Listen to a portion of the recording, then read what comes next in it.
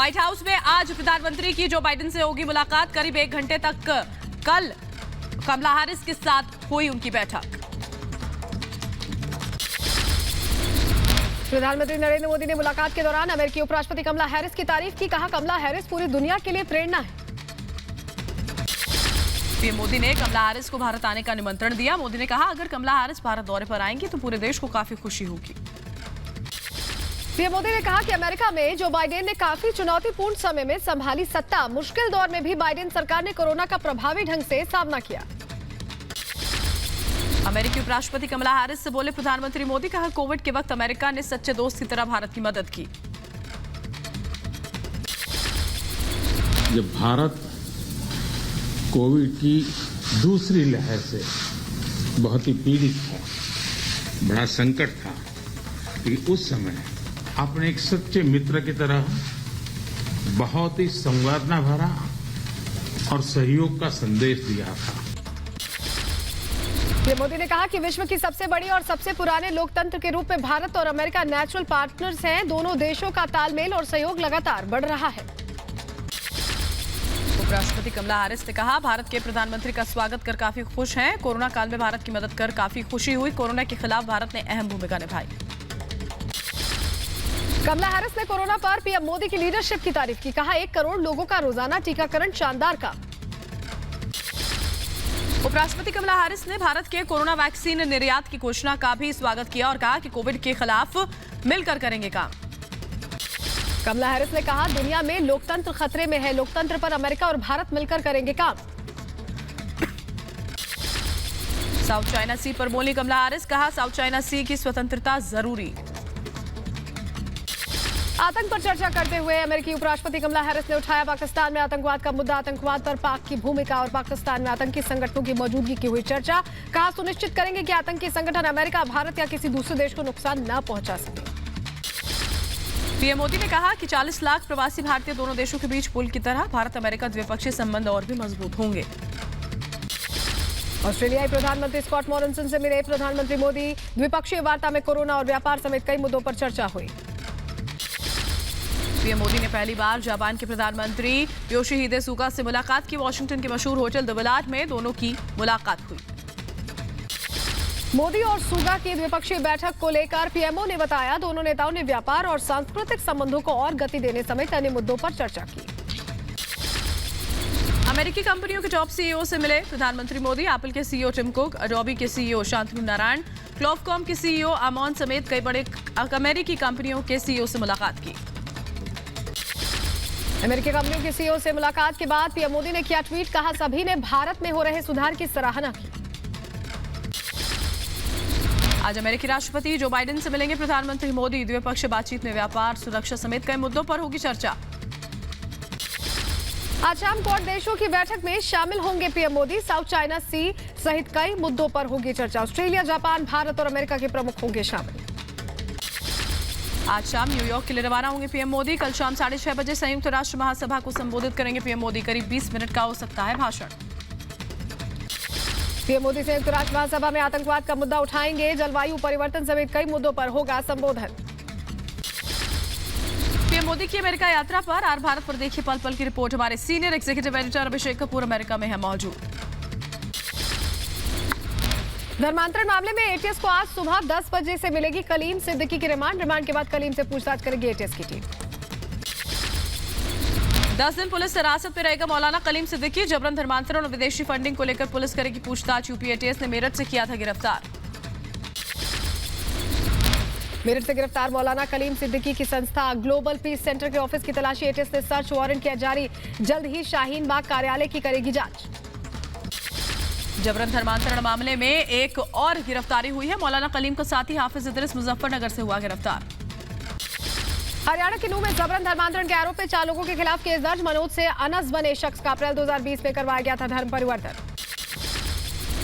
फरीदाबाद तक फैले अवैध धर्मांतरण मामले के तार। फरीदाबाद के सेक्टर 17 के पास झुग्गी में रहने वाले युवक ने जबरन धर्मांतरण का आरोप लगाया। मेरठ में धर्मांतरण पीड़ित एक शख्स आया सामने। कहा, पिछले 1 साल से किया जा रहा था ब्रेन वॉश। 10 लाख रुपए और शादी का लालच देकर जनवरी में करवाया गया था धर्मांतरण। मौलाना कलीम सिद्दीकी ने कलमा पढ़कर अकबर नाम रखा। मौलाना कलीम सिद्दीकी के फलक वाले घर के केयरटेकर इफ्तिखार का बयान, कहा साजिश के तहत मौलाना को गिरफ्तार किया गया, चुनाव आने वाले और इसीलिए ऐसा किया गया।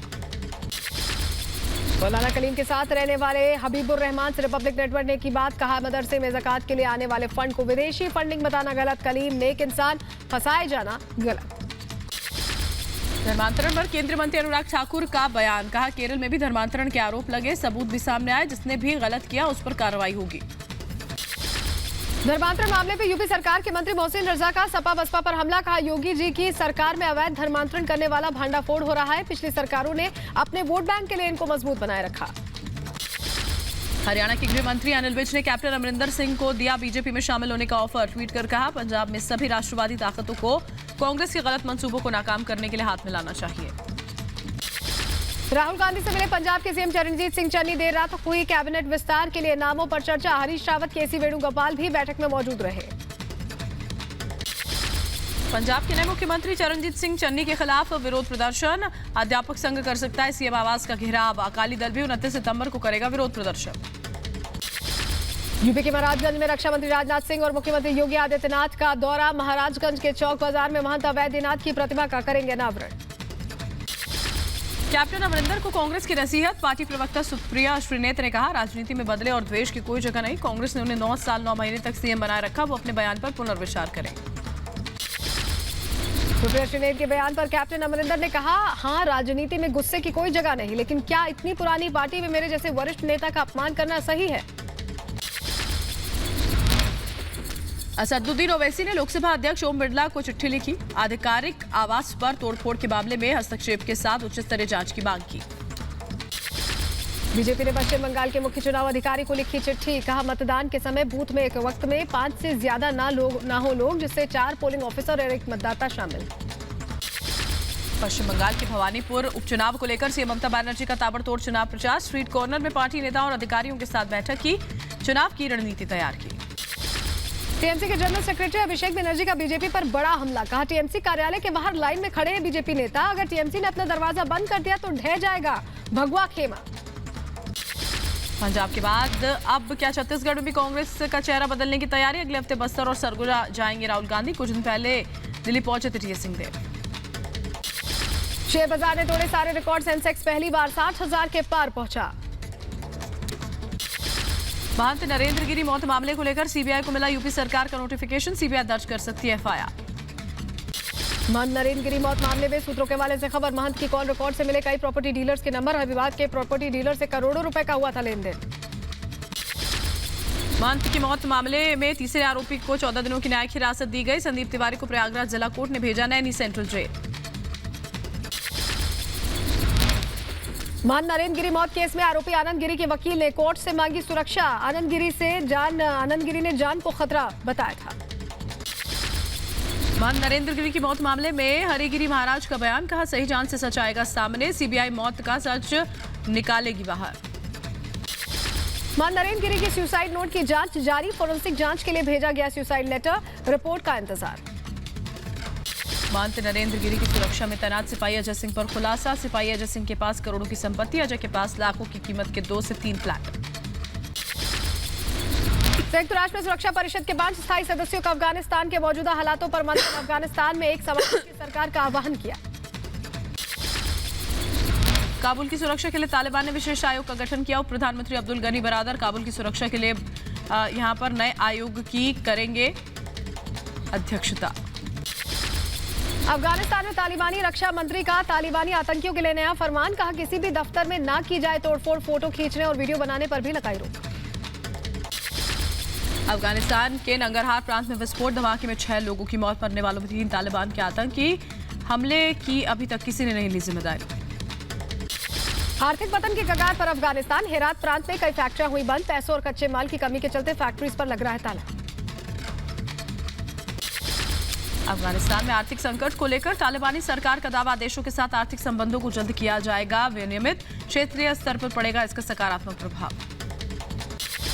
अफगानिस्तान में स्वास्थ्य सुविधाओं की हालत खस्ता, बुनियादी सुविधाओं और दवाओं की किल्लत से लेकर कोविड-19 वैक्सीनेशन, अफगानिस्तान में स्वास्थ्य कर्मचारियों के लिए बनी चुनौती। अफगानिस्तान में स्वास्थ्य सुविधाओं को लेकर WHO की चेतावनी, कहा अफगानिस्तान को जल्द से जल्द मदद की जरूरत। अफगानिस्तान में प्राथमिक स्वास्थ्य सेवा ढांचा ढहने की कगार पर। अफगानिस्तान में गहराया मानवीय संकट। संयुक्त राष्ट्र ने मूलभूत सुविधाओं से लेकर स्वास्थ्य सुविधाओं के लिए $5 मिलियन अफगानिस्तान को दिए। वॉशिंगटन DC में पाकिस्तान और तालिबान के खिलाफ विरोध प्रदर्शन, बैनर लेकर बलूच नागरिकों ने तालिबान के खिलाफ खोला मोर्चा।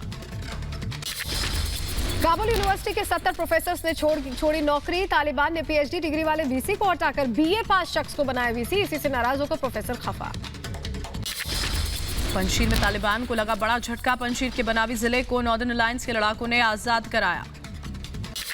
पंजशीर के बनावी जिले में तालिबानी लड़ाकों को हराकर किया कब्जा। पंजशीर में तालिबान के खिलाफ NRF की जंग जारी। काबुल में चीन, रूस और पाकिस्तान के प्रतिनिधियों ने अफगानिस्तान के राष्ट्रपति भवन में नए सरकारी अधिकारियों से मुलाकात की। बैठक में नई सरकार को मान्यता और अफगानिस्तान के आर्थिक संकट की रोकथाम पर चर्चा हुई। संयुक्त राष्ट्र महासभा सत्र में प्रतिनिधित्व की मांग करने वाले तालिबान को बड़ा झटका। संयुक्त राष्ट्र महासभा को संबोधित नहीं करेगा तालिबान। भारत ने किया था तालिबान का विरोध। न्यूयॉर्क में चल रही संयुक्त राष्ट्र की महासभा में चीन ने एक बार फिर से तालिबान का साथ दिया। तालिबान के नियंत्रण वाले अफगानिस्तान पर प्रतिबंध हटाने, विदेशी मुद्रा भंडार जारी करने की वकालत की। विदेश मंत्री एस जयशंकर ने अफगानिस्तान मुद्दे पर G20 विदेश मंत्रियों की बैठक को किया संबोधित। कहा अफगानिस्तान में मानवीय जरूरतों के लिए विश्व समुदाय को एक साथ आने की जरूरत। देश में कोरोना के 31,382 नए मामले दर्ज किए गए। बीते दिन 318 मरीजों ने तोड़ा दम। एक्टिव मरीजों की संख्या 3 लाख के पार। केरल में कोरोना की बेकाबू रफ्तार। पिछले 24 घंटे में कोरोना के 19,682 नए मामले दर्ज किए गए। 152 मरीजों ने जान गंवाई। कोरोना वैक्सीन के लिए दिव्यांगों को नहीं जाना होगा वैक्सीनेशन सेंटर। घर बैठे होगा टेस्ट और टीकाकरण। स्वास्थ्य मंत्रालय ने दी जानकारी। कोरोना महामारी पर स्वास्थ्य मंत्रालय का बयान। कहा कोरोना की दूसरी लहर अभी खत्म नहीं हुई है, हमें सावधान रहने की जरूरत है। कोरोना केस की रफ्तार में आई है कमी। कोविशील्ड को मंजूरी के बाद बोला ब्रिटेन, वैक्सीन सर्टिफिकेट पर जारी रहेगी वार्ता। British high commissioner Alex Ellis का बयान। कामारी सर्टिफिकेशन के मुद्दे पर कोविन ऐप और NHS ऐप दोनों के निर्माताओं से बात जारी है, जल्द निकलेगा हल। यूपी के कुशीनगर में जिला अस्पताल में भर्ती बच्चे की अचानक तबियत बिगड़ी। तीमारदारों ने स्वास्थ्य कर्मचारी पर गलत इंजेक्शन लगाने का आरोप लगाया। यूपी के मथुरा में डेंगू और वायरल बुखार के ग्राफ में तेजी आई है। बढ़ते मामलों को लेकर अलर्ट पर प्रशासन। प्रभावित गांवों का स्वास्थ्य टीम लगातार कर रही है दौरा। पंजाब के फिरोजपुर में टीबी अस्पताल के बंद पड़े कोल्ड स्टोर से अमोनिया गैस का रिसाव के चलते मरीजों को सांस लेने में आई दिक्कत। दमकल की गाड़ियों ने किया पानी का छिड़काव। यूपी के मेरठ में स्वास्थ्य टीम का दावा, डोर टू डोर सर्वे में करना पड़ रहा है परेशानियों का सामना। लोगों को बीमारियों के प्रति जागरूक करने में आ रही है परेशानी। यूपी की बदायूं में चरमराई नजर आई जिला अस्पताल स्वास्थ्य सेवाएं। अस्पताल में डॉक्टर्स की भारी कमी, मरीजों को हो रही है काफी परेशानी, सुनने वाला कोई नहीं। यूपी के जौनपुर में एक गाड़ी से 1 करोड़ की बैटरी बरामद। जब्त गाड़ी से 10 लाख रुपए का गांजा मिलने का भी पुलिस ने दावा किया। उत्तर प्रदेश के रायबरेली में ग्राम प्रधान के दफ्तर में गोली चलने से हड़कंप मच गया। फायरिंग में एक युवक की मौत हो गई। मौत के पहले का वीडियो वायरल हुआ। उत्तराखंड के गंगोत्री हाईवे में भीषण हादसा। अनियंत्रित होकर कहरी खाई में गिरी कार। मौके पर एक शख्स की मौत, 3 लोग गंभीर रूप से जख्मी। महाराष्ट्र के डोंबिवली में नाबालिग से रेप में 28 आरोपी गिरफ्त में लिए गए हैं। पुलिस ने 2 नाबालिग आरोपियों को भी हिरासत में लिया। फरार आरोपी की तलाश जारी। यूपी के बहराइच में एक शख्स ने मेडिकल स्टोर मालिक पर हमला किया। पुलिस समेत सैकड़ों लोगों पर पथराव। पत्थरबाजी में 2 पुलिसकर्मी घायल। आरोपी शख्स गिरफ्तार। चेन्नई के MCC कॉलेज के एक 20 साल की छात्रा की उसके प्रेमी ने रेलवे स्टेशन पर चाकू मारकर हत्या कर दी। रामचंद्रन नाम के प्रेमी ने खुद की भी जान लेने की कोशिश की। अस्पताल में भर्ती। यूपी के बदायूं में फंदे से लटका मिला एक युवक का शव। पुलिस ने शव उतारकर पंचनामे के लिए भेजा। आगे बढ़ेंगे। 12 लाख के रुपए की जब्ती की गई। ग्रेटर नोएडा से भारी मात्रा में शराब जब्त की गई। आबकारी विभाग के अधिकारियों ने कार्रवाई की। उत्तराखंड के हल्द्वानी में पुलिस ने एक स्मैक की खेप के साथ तस्कर को दबोचा। पकड़ी गई 224 ग्राम स्मैक की कीमत 12 से 15 लाख बताई गई है। यूपी के रायबरेली में शादी का झांसा देकर दुष्कर्म का मामला सामने आया है। पीड़ित महिला ने पुलिस पर लगाया शिकायत दर्ज नहीं करने का आरोप। एसपी दफ्तर पहुंचकर महिला ने लगाई गुहार। यूपी के अंबेडकर नगर में नदी में तैरता मिला वकील का शव। करीब 5 दिन से लापता था वकील। पुलिस ने शव को कब्जे में लेकर पोस्टमार्टम के लिए भेजा। यूपी के सीतापुर में साइकिल चोरी के आरोप में भीड़ ने चोर को दी तालिबानी सजा। पहले हाथ बांधकर कोड़े से पीटा और फिर खंबे से बांधकर चोर की पिटाई की। वीडियो वायरल होने पर पुलिस मामले की जांच में जुटी। यूपी के अमेठी से 25,000 का इनामी हिस्ट्री शीटर गिरफ्तार। हिस्ट्री शीटर विजय विक्रम सिंह के पास एक तमंचा, जिंदा कारतूस और करीब 4,000 रुपए बरामद। हरियाणा के सोनीपत में पब्लिक स्कूल में बड़ा हादसा। बारिश के कारण स्कूल की कच्ची छत गिरी। छत गिरने से तीसरी कक्षा के बच्चे और क्लास टीचर घायल। करनाल लाठीचार्ज मामले की जांच के लिए कमेटी गठित। रिटायर्ड जज सोमनाथ अग्रवाल की अगुवाई में जांच होगी। 1 महीने के अंदर राज्य सरकार को सौंपनी होगी रिपोर्ट। उत्तर प्रदेश के सहारनपुर में उफान पर नदी नाले। पानी के तेज बहाव में जान जोखिम में डालकर नदी पार करने के लिए मजबूर हुए लोग। हिमाचल प्रदेश के कई शहरों में भारी बारिश। मौसम विभाग ने 6 जिलों में जारी किया येलो अलर्ट। अगले 12 घंटे शिमला समेत कई जिलों के लिए काफी भारी। गुजरात के वडोदरा में हुई बारिश और कई इलाकों में बारिश से जल भराव हो गया है, जिसके चलते लोगों को करना पड़ रहा है परेशानी का सामना।